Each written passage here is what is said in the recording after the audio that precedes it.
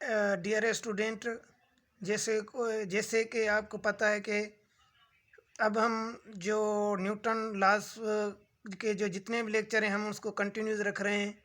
तो आज का हम दोबारा जो लेक्चर हम न्यूटन लॉज में पढ़ेंगे वो टॉपिक है Newton second law of motion. तो सबसे हम बात ये करेंगे कि भाई जो न्यूटन लॉ और सेकंड लॉ ऑफ मोशन है, तो वो न्यूटन लॉ जो था वो सिर्फ एक्सेलेरेशन के लिए ही था।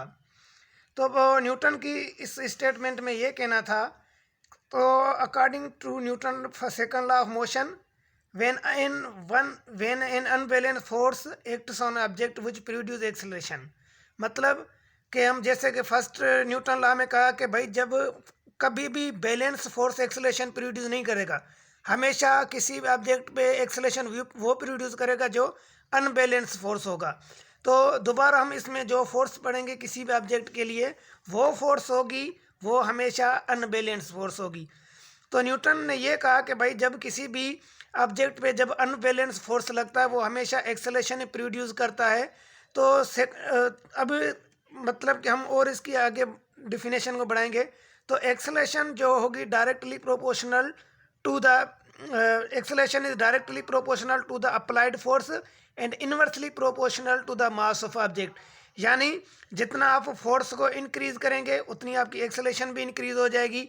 पर याद रखो, फोर्स और एक्सेलेरेशन आपस में डायरेक्ट रिलेशन है, जबकि मास और एक्सेलेरेशन का इनवर्स रिलेशन है।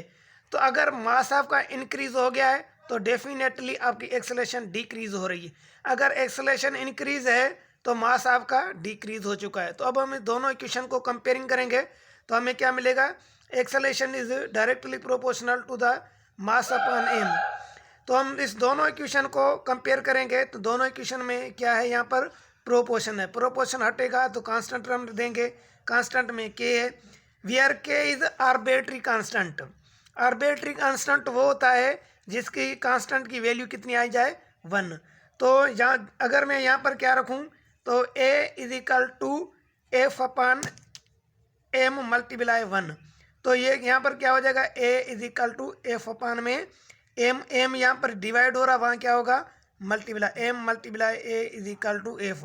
तो यहाँ से ये सेकंड लॉ ऑफ मोशन में से हमें फार्मूला मिलता है फोर्स का।